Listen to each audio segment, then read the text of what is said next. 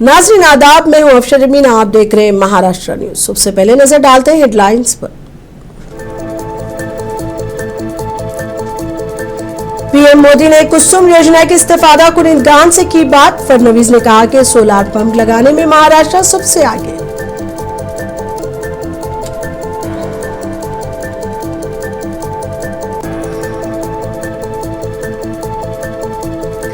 अजीत पवार ने बीड़ जिला के सैलाब मुतासिरा इलाकों का किया दौरा। मुतासिरीन को मदद का दिलाया यकीन। कहा मरकजी हुकूमत से तलब की जाएगी इमदाद।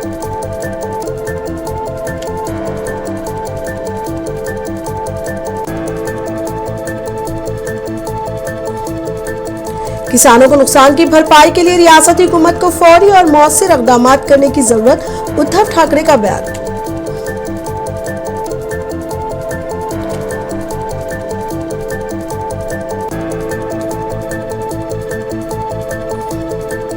जालना में पुलिस ने फिरका वाराना हम आहंगी को बिगाड़ने की कोशिश को बनाया नाकाम। एक शरपसंद को किया गिरफ्तार। मुकामी अफराद की पुलिस से नुमाइंदगी।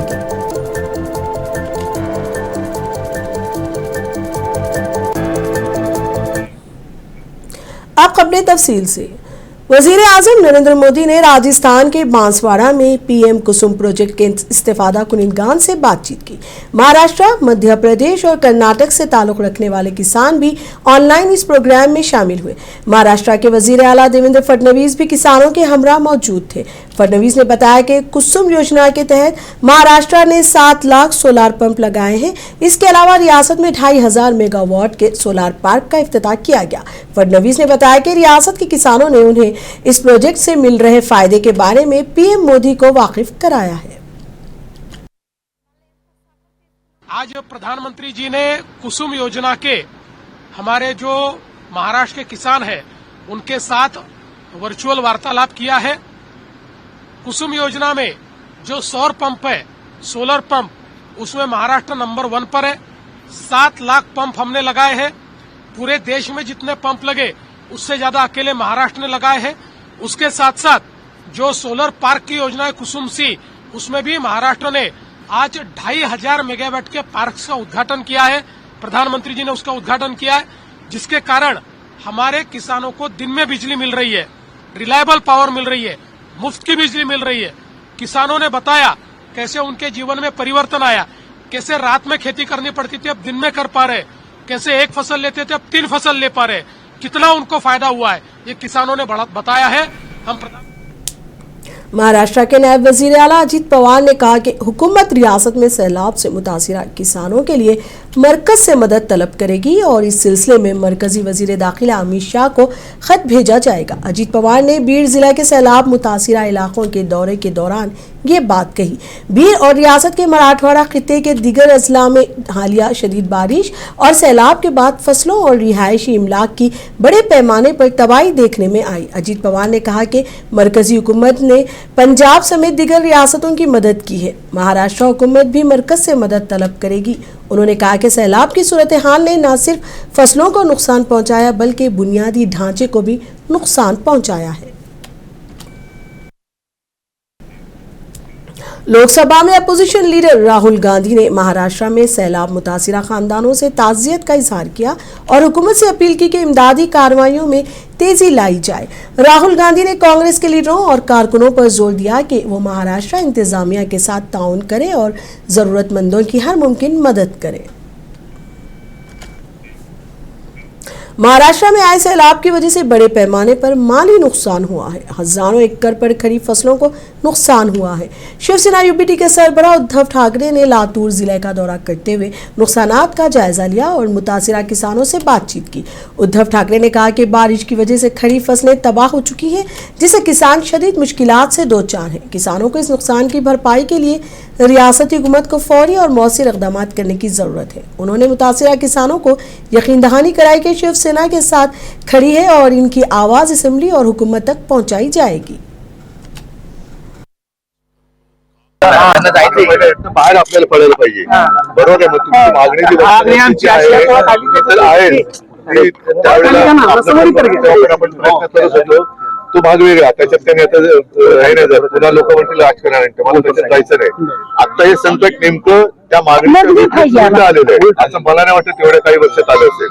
त्याच्यामुळे आता तत्काळ जे आपण म्हणतो की आम्हाला एवढं एवढं द्या, हे साधारणतः मगाशी आता तुम्ही सांगितलं तर आता पर हेक्टरी जी सरकारने मदत जाहीर केलेली आहे, तर मला वाटतं अजून ते 2023च्या निकषामध्ये आता जर का ती मदत जर का पाहिली तर त्यांनी जाहीर केलेली मदत आणि यांना जर का सगळ्या मराठवाड्याचं नुकसान बघितलं तर पर हेक्टरी किती. लद्दाख के हालात पर शिवसेना यूपीटी के तर्जुमान संजय राउत ने मरकजी हुकूमत को निशाना बनाया. उन्होंने कहा कि मरकज ने वहां के लोगों से वादा किया था कि लद्दाख को रियासत का दर्जा देंगे. हुकूमत को अपना वादा पूरा करना चाहिए.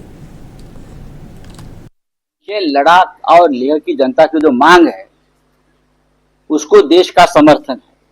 ये जो मांग है ये जायज मांग है. जब आपने जम्मू कश्मीर का 370 हटाया तब आपने कहा था, अमित शाह जी ने कहा था, गृह मंत्री ने, ये मोदी जी का आश्वासन है चुनाव में कि आपको पूरे राज्य का दर्जा देंगे. अगर आपने कहा है और जैन जी सड़क पर है तो आप उनको गुनहगार क्यों ठहरा रहे हो, उनके ऊपर क्यों गोली चला रहे हो. ये भारत के सीमावर्ती राज्य है, खास करके चाइना बॉर्डर है. वहां की युवाओं को आप शांत नहीं कर सकते, उनका आप समाधान नहीं कर सकते. आप काहे के विश्वगुरु, काहे के? जनता आक्रामक है, जनता के मन में असंतोष है तो बाहर आ जाएगा. आप उनको दबा नहीं सकते, गोली नहीं चला सकते. समाजवादी पार्टी के रियासती सदर अबू आसिम आजमी ने कानपुर में एक पोस्टर तनाज़े पर अपना रद्द-ए-अमल जाहिर किया है. उन्होंने कहा कि हर मजहब के मानने वाले अपने त्योहारों के मौके पर अपने मजहबी पेशावाओं से अकीदत का इजहार करते हैं. अगर मुसलमानों ने भी पोस्टर के जरिए अपने पैगंबर के साथ इजहार वाबस्तगी किया है तो इसमें गलत क्या है. अबू आजमी ने कानपुर में मुस्लिम नौजवानों के खिलाफ केस दर्ज करने को गलत करार दिया.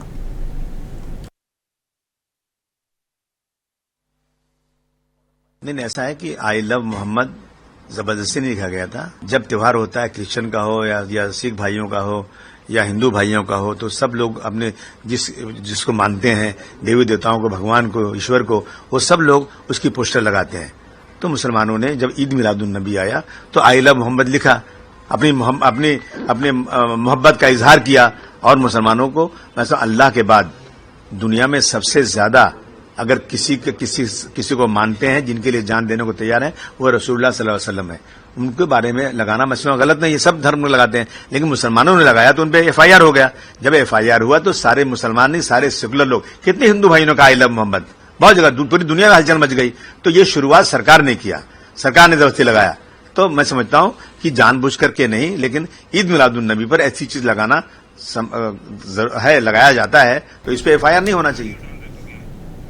नांदेड़ की सियासत में एक बड़ी तब्दीली उस वक्त देखने को मिली जब मशहूर समाजी कारकुन व यूथ लीडर मोहसिन खान ने अपने सैकड़ों हामियों के हमरा बाकायदा तौर पर कांग्रेस पार्टी में शमूलियत इख्तियार कर ली.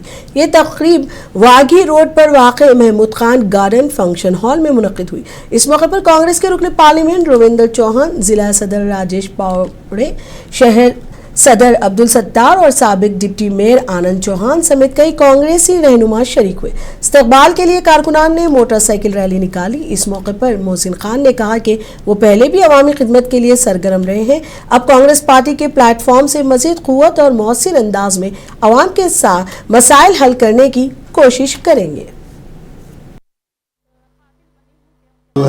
5 साल पहले ही कांग्रेस में प्रवेश था और कांग्रेस का टिकट भी मिलने वाला था, पर कुछ खामियों की वजह से टिकट दिया नहीं गया. पर अब देर आए दुरुस्त है, एक कांग्रेस में प्रवेश हुए. आज उनका मैं तहे दिल से शुक्रिया अदा करता हूँ, क्योंकि जिस तरह से एक मजबूत कार्यकर्ता है, एक मजबूत व्यक्ति है और जुनून है, काम करने का जुनून है. आज हमारे सभी साथी यहाँ के स्थानीय कारपोरेटर के साथ मिलकर हमने तय किया कि भाई आने वाले इलेक्शन मिल के लड़िए और सब मिल के ताकत से लड़िए और 4 की 4 कांग्रेस के चुन के लाइए. ऐसे मैं और मेरे तमाम कार्यकर्ताओं के साथ मैं आज कांग्रेस पार्टी में शामिल हो गया और कांग्रेस पार्टी का आगे इंशाल्लाह काम करूंगा. MIM पार्टी, देखो, पार्टी अगर बदलने से दूसरे पार्टियों के बारे में बोलना वो मैं नहीं समझता हूँ कि सही रहेगा. एक्चुअली क्या है, MIM पार्टी में काम करा, जितना करना था मैंने उतना काम करा. इंशाल्लाह कांग्रेस पार्टी में काम करूंगा. दूसरे पार्टियों को छोड़ के आना और उनको गालियाँ देना मैं नहीं समझता हूँ कि ये सही रहेगा. नहीं, बात टिकट के ऑफर की नहीं है. मैं एमआईएम पार्टी में भी रहा, एमआईएम पार्टी से कांग्रेस पार्टी में रहा, काम करा। और जो मेरे साथ के नगर सेवक है, काफ़ी दिनों से बोल रहे थे कि तू अगर आया तो एक हमारे को ताकत मिलेंगी। महाराष्ट्र के नायब वजीर आला एकनाथ शिंदे ने स्वच्छता ही सेवा अभियान में हिस्सा लिया। मेट्रो सिनेमा से ईएनटी अस्पताल तक सफाई मुहिम शुरू की गई है और एकनाथ शिंदे ने खुद अपने हाथ में झाड़ू लेकर सड़कों पर सफाई की। इस मुहिम का मकसद खराब जगहों को साफ और खूबसूरत जगहों में तब्दील करना है। स्वच्छ भारत अभियान ये एक दिन की प्रक्रिया नहीं है, 15 दिन की नहीं, ये कंटिन्यू चलने वाली प्रोसेस है। इसलिए इस अभियान को जारी रखेंगे। आदरणीय प्रधानमंत्री नरेंद्र मोदी जी ने लाल किले से कहा था कि स्वच्छ भारत अभियान को शुरुआत की थी। अभियान की शुरुआत घोषणा सिर्फ नहीं की, खुद झाड़ू लेकर स्वच्छता की प्रारंभ कर दिया। वैसे अभी देश में सब जगह पर ये स्वच्छता अभियान को आज हम आगे बढ़ा रहे हैं। ये स्वच्छ महाराष्ट्र स्वच्छता ही सेवा है, ये हम कर रहे हैं। ये हमारे सब लोग जो है, हमारे स्वच्छता कर्मचारी, ये हमारे रियल टाइम हीरो है, यही साफ सफाई करते हैं। और इसीलिए मैं इतना ही कहा है कि हम कचरा डालेंगे नहीं, किसी को कचरा डालने नहीं देंगे। ये अभियान हम जारी रखेंगे और स्वच्छ महाराष्ट्र अभियान ये महाराष्ट्र देश में स्वच्छता में नंबर 1 है, नंबर 1 रहेगा। और मोदी जी की जो संकल्पना है उसे पूरी तरह उसमें बड़ा योगदान महाराष्ट्र का होगा। थाने के कलवा और मुमरा इलाकों में पिछले कई दिनों से पानी की किल्लत ने अवाम को सख्त परेशानी में मुब्तला कर दिया है। 12 शिकायत के बावजूद जब म्यूनिसिपल इंतजामिया ने कोई मौसिर इकदाम नहीं किया तो एनसीपी-एसपी के कौमी जनरल सेक्रेटरी डॉक्टर जितेंद्र औहाद ने महकमा आब रसानी के हुक्काम से मुलाकात की। उनके हमरा अशरफ, शानो पठान और दीगर अफराद मौजूद थे। इस मौके पर जितेंद्र ने इंतजामिया को इंतबा दिया कि दशहरा तक पानी की फराहमी बहाल न हुई तो म्यूनिसिपल कमिश्नर के दफ्तर को ताला लगा दिया जाएगा।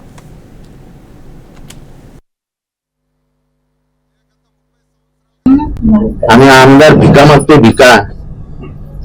आम्हाला आमचं घर नाही बांधलं देत नाही, हेच आम्ही लोकांसाठीच म्हणत असतो. 5,000चा वॉल घ्यायला पैसे नाही आहेत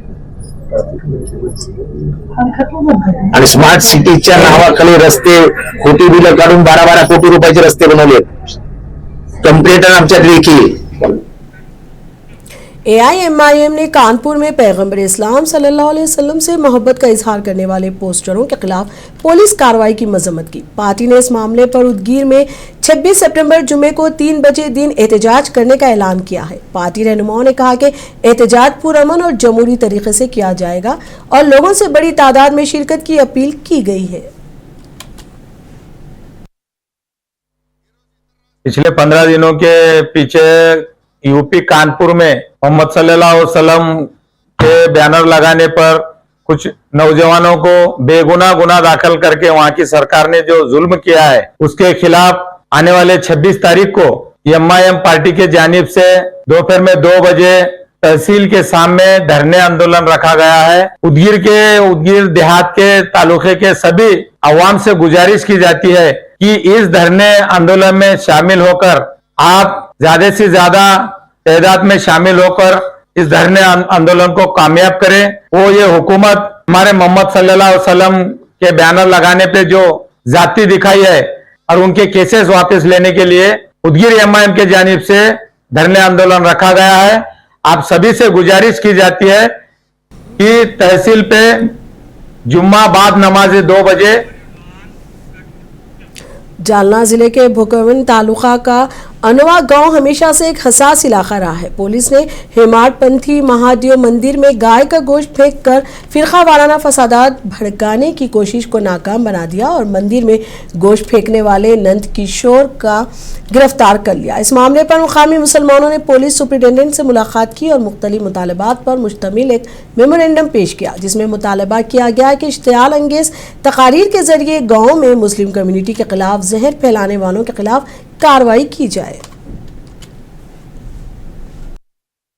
जालना जिला के भोकरदन तालुका के अनवा गांव में मंदिर में गोमांस फेंकने का प्रकार सामने आने के बाद में गांव का माहौल खराब हो चुका था। पुलिस प्रशासन ने तत्काल कार्रवाई करते हुए इसके एक आरोपी को अटक भी कर लिया था आज भोकरदन तालुके के अनवा गांव के कुछ लोगों ने जालना के पुलिस अधीक्षक कार्यालय में आके ठिया आंदोलन किया और पुलिस अधीक्षक साहब को एक निवेदन दिया। अपन यहाँ के लोगों से बातचीत करेंगे। क्या निवेदन दिया आपने, क्या मांगा?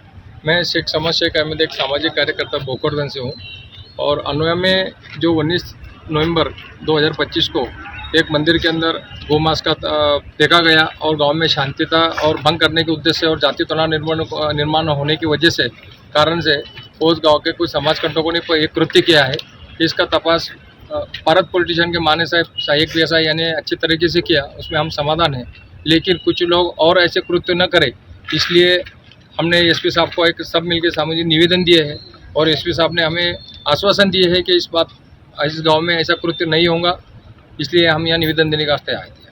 क्या आश्वासन दिया आपके एसपी साहब ने बोले कि अभी कुछ वहाँ भयभीत होने की कोई ज़रूरत नहीं है, जो भी ऐसा कृत्य करेंगे हम उसके ऊपर कठोर कार्रवाई करेंगे। साहब ने आश्वासन देने की वजह से हम तो भोकरदन तालुके के अनवा गांव में जो घटना हुई है उसके बारे में आरोपी पर कठोर कार्रवाई की जाए, इस मांगने के लिए आज भोकरदन तालुका के अनवा गांव के कुछ लोगों ने एसपी साहब से मुलाकात की है और आगे ऐसा कृत्य न हो ऐसा आश्वासन भी पुलिस अधीक्षक ने दिया। अकोला में पुलिस ने सोशल मीडिया के जरिए दो तबकात के दरमियान नफरत फैलाने के इल्जाम में खातून के खिलाफ कार्रवाई की है। जोना शहर के लोगों ने सोशल मीडिया पर डाली गई पोस्ट पर बरहमी का इजहार करते हुए पुलिस में इसकी शिकायत की थी, जिस पर पुलिस ने फौरी तौर पर नोटिस लेते हुए खातून को हिरासत में लेकर इसके खिलाफ कार्रवाई की गई। बताया जा रहा है कि मज़कूरा खातून ने मजहबी मुकाम में आग लगने की झूठी खबर फैलाने की कोशिश की थी। पुलिस इंतजामिया ने शहरियों से सोशल मीडिया का इस्तेमाल एहतियात से करने की अपील की है।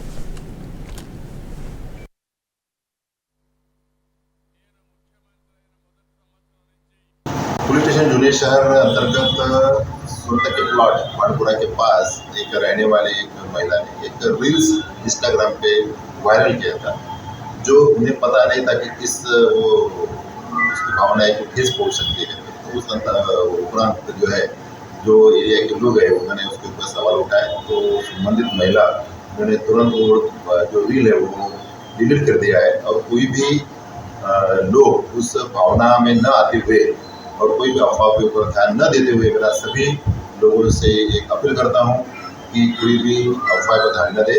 कोई भी बड़ी बात नहीं है, जो सामने वाले की गलती से वो चीज़ किए हुए उनके ऊपर उनको से नोटिस भी दिए गए हैं और आगे से ऐसा कोई भी रील न शेयर करे, ऐसे भी हिदायत दी। पुलिस प्याज की कीमतों में कमी से किसान परेशान है। नासिक मालेगांव में किसान सड़कों पर निकल आए। प्याज किसानों ने नासिक मुंबई हाईवे को ब्लॉक करके एहतजाज किया। बाद में पुलिस ने किसानों को हाईवे से हटा दिया।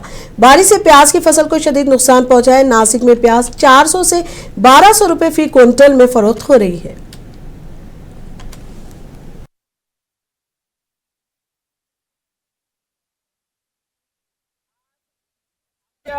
या गिगाव फाट्यावरती आमच्या माळमाथा परिसरातील शेतकऱ्यांच्या माध्यमातून शेतकऱ्यांनी कांदा चाळीत जो कांदा साठवलेला आहे, ज्याच्यावरती हजारोने खर्च झाला आणि तो कांदा रुपयाने विकायची वेळ आमच्या शेतकऱ्या बापावरती, आमच्या शेतकऱ्या बांधवांवरती आला। त्याचप्रमाणे गेल्या 15 दिवसापासून आमचा हा माळमाथा पाऊस दो धुतोय, परंतु याकडे कुठल्याही प्रशासनाचं लक्ष नाही, शासनाचं लक्ष नाही। जसं प्रदीप भाऊंनी सांगितलं की पंचनामे एका विशिष्ट हेतूने प्रेरित होऊन कुठेतरी केले जातात, तर हा पंचनामा सरसकट करून ओला दुष्काळ राज्यात जाहीर करा, हीच प्रमुख मागणी आज आमच्या या ठिकाणी। देगलूर डिवीजन के लोनी में तकरीबन 14 एकड़ ज़राई ज़मीन पर मुबैना नाजायज़ कब्जे के मामले पर शिवसेना यूपीटी के मुकामी सदर मानाजी माधवराव ने डिवीजन ऑफिस दिगलूर के रूबरू मरण बरत का आगाज कर दिया है। उन्होंने पटवारी मंडल ऑफिसर के खिलाफ सख्त कार्रवाई करने का मुतालबा किया है। उन्होंने मामले की जाँच करने की मांग की और इंतबा दिया कि अगर कसूरवारों के खिलाफ कार्रवाई नहीं की गई तो एहतजाज में मजीद शिद्दत लाई जाएगी।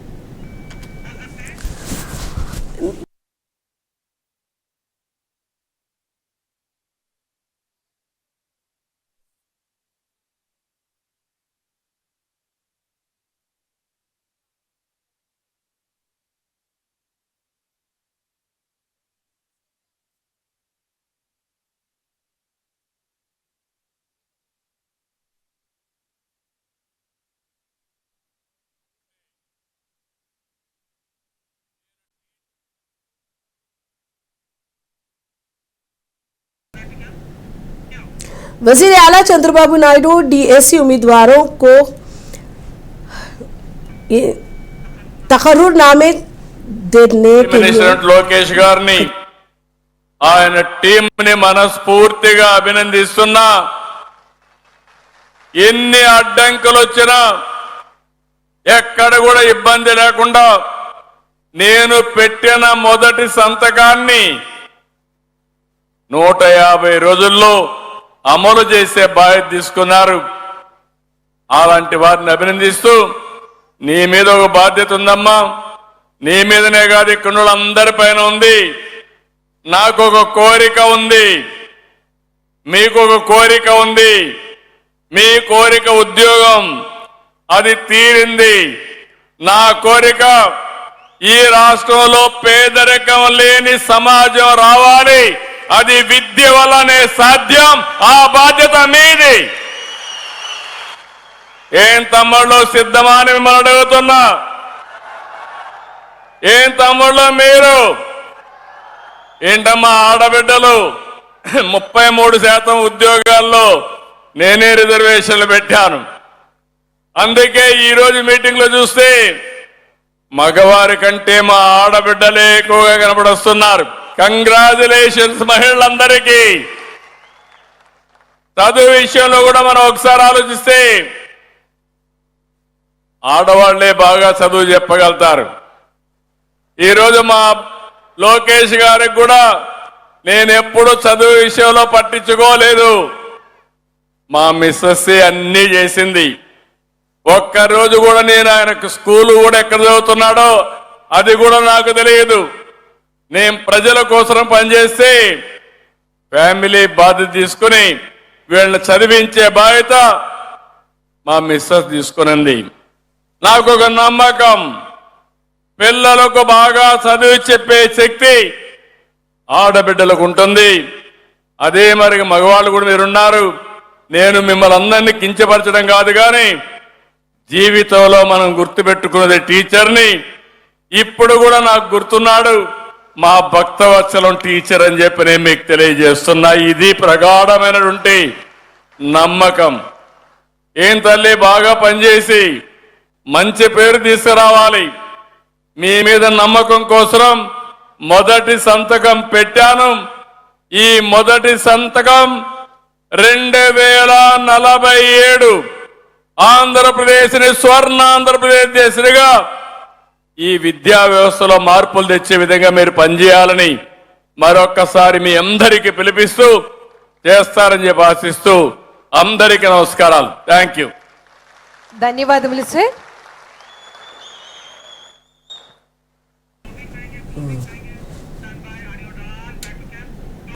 महाराष्ट्र न्यूज में अब तक के लिए इतना ही. मुझे दीजिए इजाजत. आदाब.